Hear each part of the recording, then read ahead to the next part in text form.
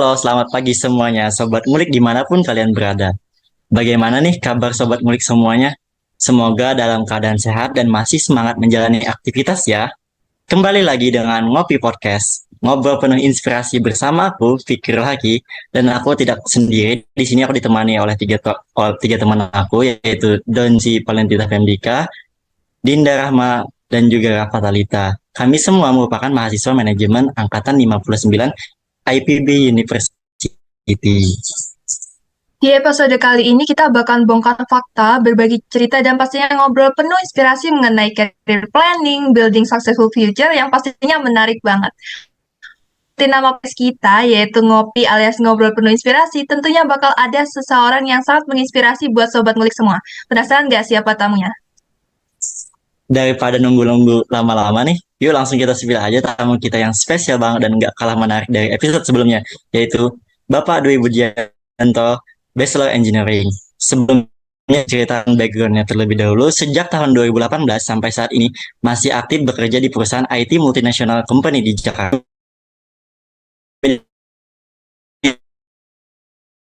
Mendukung keberlangsungan berbagai macam perusahaan dan termasuk dukungan dan kerjasama dengan banyak negara. Saat ini, beliau menduduki posisi sebagai Global Enterprise Account Manager, memberikan dukungan untuk proyek IT global ke semua negara, dimulai dari dukungan untuk proyek di Jepang, negara-negara ASEAN, Asia Pasifik, India, Timur Tengah, Eropa, Amerika, Australia, dan negara-negara lainnya. Halo Bapak Dwi, gimana kabarnya hari ini? Kira-kira udah siap belum nih buat sharing-sharing bareng aku dan sobat ngulik lainnya? Halo, selamat pagi. Ya, alhamdulillah sehat. Ya, siap. Ya, silakan adik-adik dari IPB apabila ada sesuatu yang ingin ditanyakan. Baik Bapak, terima kasih. Karena Bapak Dwi udah siap nih dan semangat banget nih buat sharing-sharing, jadi kita langsung mulai ngopi podcast pada episode kali ini.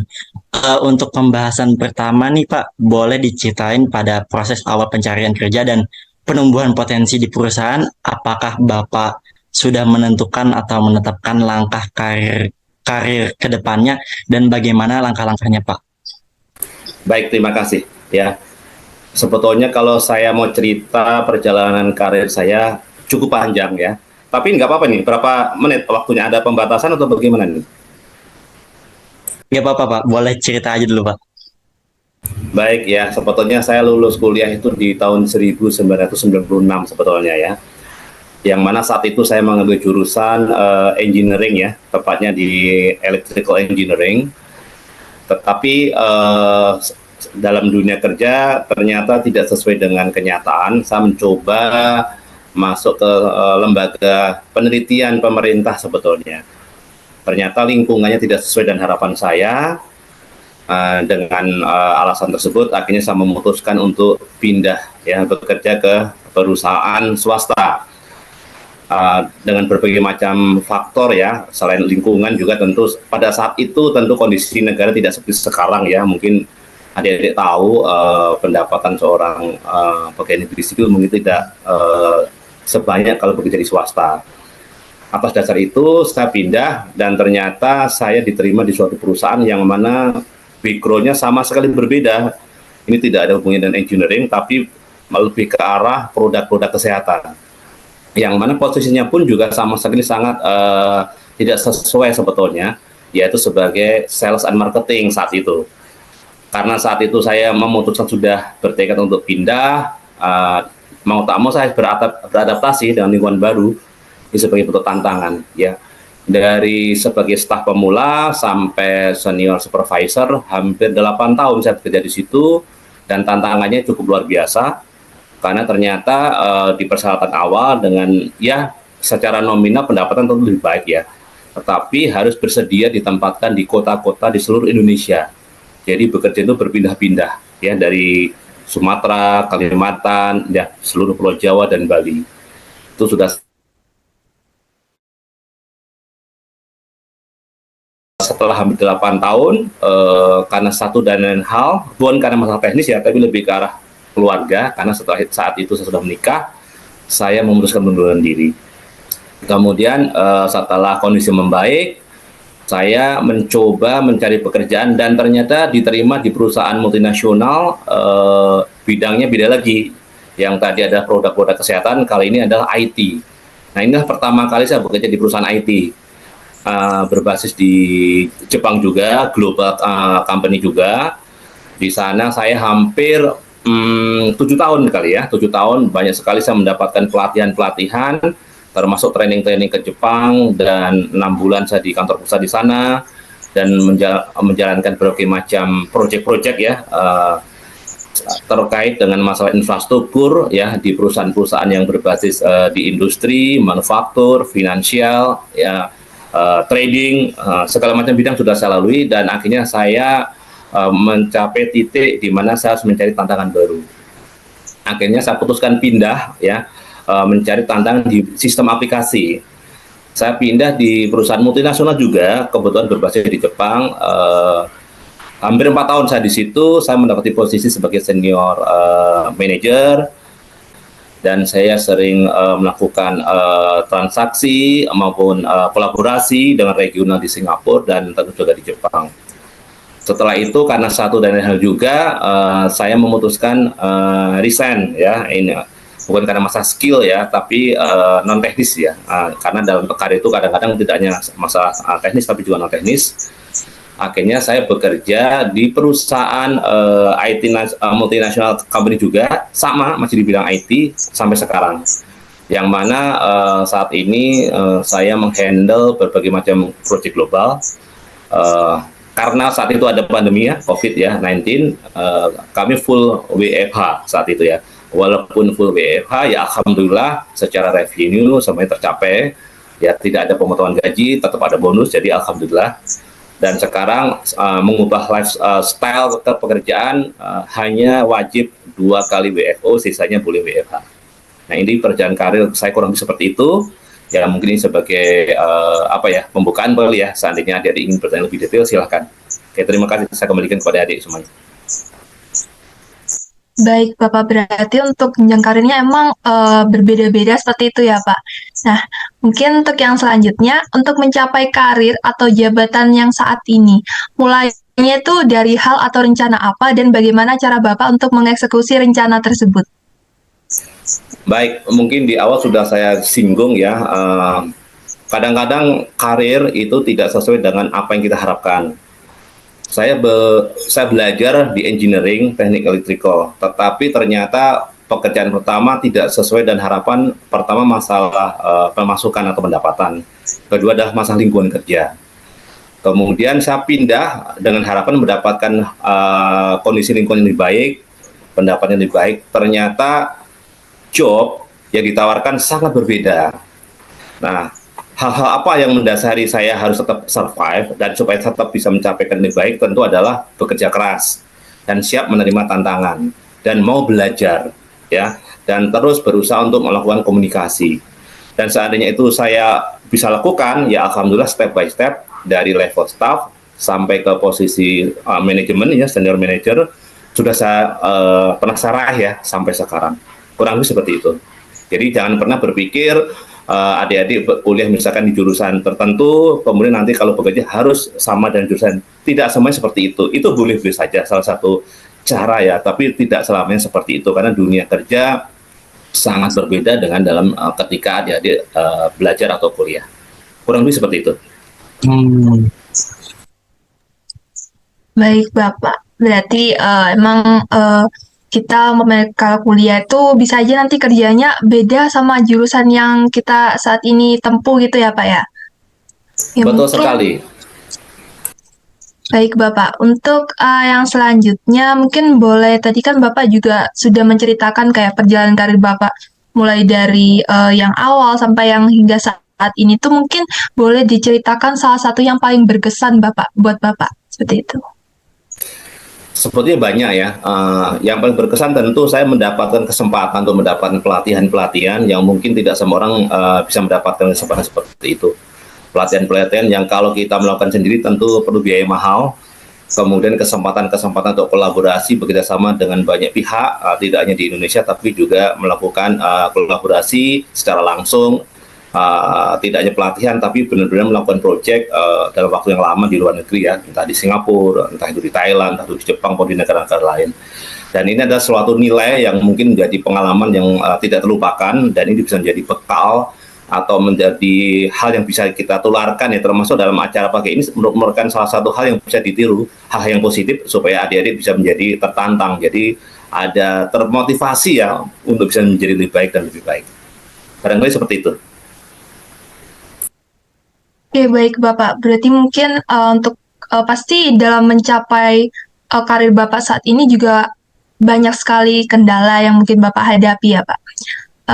Dalam proses mencapai tujuan karir, kendala apa saja yang Bapak hadapi dan bagaimana cara Bapak dalam menyelesaikan kendala tersebut? Mungkin boleh diceritakan kepada kami Pak. Kendala tentu banyak sekali ya. Tadi di awal sudah saya sampaikan, apa yang saya pelajari dengan fakta pekerjaan sangat berbeda jauh ya, bagikan bumi dan langit. Artinya kendala yang pertama adalah masalah pengetahuan tentang bisnis itu sendiri. Dari nol, kita harus belajar ya. Nah, kita nggak paham apa itu proses bisnis yang harus kita lakukan saat itu. Kemudian kendala yang real sehari-hari adalah masalah komunikasi ya, karena kita kan teamwork, tidak hanya bekerja sendirian ya. Tentu ada yang sudah lebih berpengalaman, ada juga ekspatriat atau orang asing ya, mungkin komunikasi, bahasa dan lain sebagainya ya. Kemudian dengan target-target segala macam yang namanya sales and marketing itu pasti angka ya. Kalau kita tidak ada jiwa atau belum ada pengalaman tentang sales and marketing, pasti akan stres, ada depresi kalau orang tidak berusaha untuk beradaptasi ya. Tetapi kalau berpikir sebaliknya, berpikir positif, yang tadinya stres, depresi akan menjadi enjoy kalau kita sudah melakukan proses demi proses ya.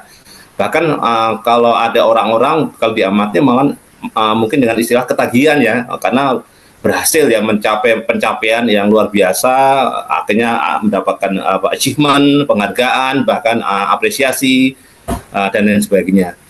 Kemudian kendala-kendala yang lain adalah masalah sebenarnya kembali kepada diri sendiri ya, karakter kita ya, bagaimana kita mau beradaptasi, mau bekerja sama, tidak egois ya, karena suatu korporasi itu tidak satu orang, adalah organisasi yang mana seperti adik-adik sedang kuliah, alangkah baiknya mengasah diri, tidak hanya kemampuan akademik tapi non akademik ya, kemampuan organisasi sangat mendukung.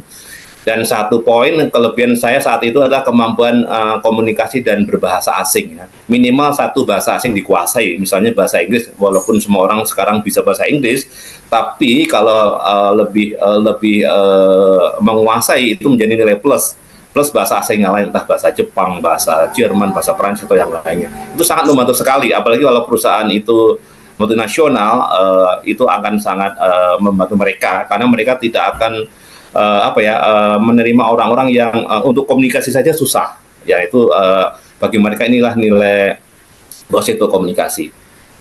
Yang lainnya adalah dalam dunia kerja tidak hanya masalah pengalaman dan skill, tapi juga non teknis ya, karena kan kita bekerja juga punya keluarga, punya istri, punya anak, ini kita harus bisa memilih dengan baik. Dan kadang-kadang kita tidak tahu perjalanan hidup manusia ya, kadang-kadang permasalahan keluarga itu kan bermacam-macam. Nah itu tantangan buat kita. Nah, di satu sisi kita harus bekerja, ada profesional, tapi di sisi lain kita tanggung jawab untuk masalah keluarga. Jadi pintar-pintar bagaimana kita mengatur dunia kerja dengan dunia pribadi masing-masing. Nah, kurang lebih seperti itu. Baik Bapak, berarti untuk skill yang mungkin harus dilatih ya mulai saat ini untuk saya dan juga teman-teman semua itu komunikasi ya Pak ya. Sangat penting sekali komunikasi. Betul, jadi apalagi di multinasional itu banyak hal sebetulnya jobnya simple, tapi karena salah komunikasi akan jadi fatal ya. Jadi pastikan ketika komunikasi itu harus memahami apa yang diinstruksikan, apa yang dilakukan, sampai kapan ini harus diselesaikan, itu semua harus jelas. Kalau tidak, ya ini akan jadi masalah ya. Mungkin aksennya orang asing kan berbeda dengan orang kita ya, sama-sama bahasa Indonesia lebih mudah ditangkap. Tapi kalau begitu dan ketemu orang lain, walaupun sama-sama dengan berbahasa Inggris, tapi kan berbeda. Nah, itu sangat penting ya. Komunikasi secara verbal maupun komunikasi yang lain ya, mungkin secara bagaimana membuat email, bagaimana merespon email itu juga sangat penting ya. Atau membuat surat dan lain sebagainya itu juga sangat penting. Baik Bapak, mungkin ke pertanyaan yang selanjutnya. Selama menentukan tujuan karir, bagaimana latar belakang pendidikan Bapak dan apakah Bapak juga mengikuti pelatihan tertentu dalam prosesnya? Apakah boleh disampaikan lebih lanjut untuk kami dan juga Sobat Ngulik semua? Ya, sebetulnya untuk pelatihan ini kalau saya awal-awal ada learning by doing ya. Saya diterjunkan di suatu perusahaan, ya mau tak mau saya belajar sendiri. Awalnya seperti itu, ya. Setelah lama-lama berproses, akhirnya saya bisa menemukan value atau ilmunya, kemudian memberikan kontribusi yang nyata terhadap perusahaan. Akhirnya perusahaan tanpa diminta akan melakukan training kepada saya. Ya, ini yang saya alami ya. Di perusahaan-perusahaan yang pernah saya bergabung, selalu saya mendapatkan pelatihan-pelatihan, training-training, tidak hanya pelatihan training, tapi langsung diterjunkan untuk ke project-project. Ya, dari situ saya bisa banyak belajar hal yang tadinya sama sekali tidak pernah saya pelajari di bangku kuliah. Bayangkan saya electrical engineering, nggak belajar sama sekali masalah IT. Saya tidak belajar sama sekali masalah sales and marketing seperti apa. Kan saya orang teknis ya, sebetulnya ya. Tapi itu saya bisa pelajari autodidak plus pelatihan-pelatihan dari company. Begitu. Oke, baik Bapak. Berarti sangat luar biasa sekali ya. Banyak sekali pelatihan yang Bapak dapatkan selama karir Bapak ya, Pak ya. Betul, Oke. seperti itu. Baik Bapak. Untuk yang selanjutnya, mengenai jangka waktu yang dialami Bapak selama mencapai tujuan karir yang diinginkan. Apakah Bapak pernah mendapat beasiswa atau bantuan khusus dalam bekerja? Mungkin dapat dijabarkan, Pak. Kalau dalam bekerja sejauh ini saya belum pernah ya untuk mendapatkan beasiswa. Yang ada adalah benefit-benefit apresiasi berupa perjalanan dinas atau diikut sertakan ke arah seminar-seminar atau langsung diterjun ke arah komersil, yaitu proyek-proyek yang berkolaborasi dengan tim kantor pusat maupun regional di negara lain, seperti itu. Oke, baik Bapak. Mungkin yang selanjutnya, selama karir pekerjaan Bapak, apakah ada pengalaman terkait promosi, demosi, transfer, atau resign? Bagaimana proses itu terjadi? Pemutusannya seperti apa? Apakah boleh Bapak ceritakan? Iya, tadi di awal sudah saya ceritakan, saya sudah berpindah hampir 6 perusahaan, dan selama saya pindah selalu ada promosi ya. Dan kenapa promosi ya tentu terkait dengan kinerja ya yang sudah kita lakukan. Dan kenapa kinerja itu bisa diukur ya karena tadi kerja keras dan kemudian ada indikator-indikator seperti pencapaian target pekerjaan, tepat waktu, atau pencapaian angka dan sebagainya. Jadi grafiknya selalu naik. Kalaupun di tengah jalan saya resign itu lebih ke arah karena masalah keluarga ya. Jadi bukan karena hal lain ya. Tapi setelah masalah keluarga bisa diatasi, akhirnya saya kembali melamar. Awalnya tidak langsung menempati posisi seperti yang semula ya di perusahaan semula. Sedikit kita berjiwa besar, agak sedikit mundur ke belakang, tetapi kita tunjukkan yang terbaik. Akhirnya mereka mengerti, oh ternyata saya ini dianggap memberikan kontribusi yang luar biasa. Akhirnya tanpa diminta pun akan mereka melakukan promosi terhadap saya secara jabatan maupun secara salary. Ya. Tentu berproses, tapi karena pengalaman-pengalaman sebelumnya sudah saya pernah lakukan, tentu akan mempercepat daripada kita tidak punya pengalaman sama sekali. Ya intinya adalah kerja keras ya, intinya kurang seperti itu. Ya, terima kasih.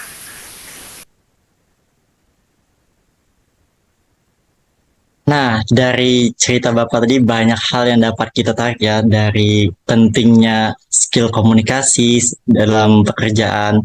Terus juga ada hal lain yang paling penting tuh, yaitu adaptasi. Dari cerita Bapak tadi yang berpindah-pindah tuh salah satu tantangan ya Pak, buat adaptasi dimanapun lingkup pekerjaannya, baik dari yang pertama terkait engineering, terus pindah ke swasta yang berkaitan dengan produk kesehatan, terus pindah lagi yang ke IT yang mana itu salah satu bidang-bidang yang sangat berbeda-beda ya Pak. Betul sekali, ya. Jadi ada orang-orang yang begitu lulus kuliah, bekerja di suatu perusahaan, sampai pensiun ada seperti itu. Dan itu memang tergantung orangnya ya. Kebetulan saja saat tipenya ada orang yang kalau sudah mencapai titik tertentu, pengen melakukan hal lain yang saya belum pernah tahu untuk achievement lebih jauh. Nah itu kalau saya kayaknya seperti itu. Nah tentu ini dibutuhkan bekal, banyak faktor. Salah satu adalah pengalaman sebelumnya, kemampuan adaptasi, kemampuan high pressure ya, kemudian tantang-tantang lain. Banyak faktor lah. Saya tidak ingin mengatakan orang bekerja di satu tempat sampai itu jelek, bukan ya. Begitu juga sebaliknya orang lulus kuliah pun pindah bekerja itu terbaik, bukan juga seperti itu. Tapi adalah setiap orang punya pengalaman hidup masing-masing, punya karir masing-masing, yang mana silakan dipilih. Tapi intinya kalau adik-adik mau bekerja keras, tentu akan mendapatkan apa yang sesuai yang dicita-citakan. Kurang lebih seperti itu. Oke, baik Bapak. Oke, Sobat Ngulik, gak kerasa ya udah lumayan lama nih kita ngobrol-ngobrol sama Bapak Dwi.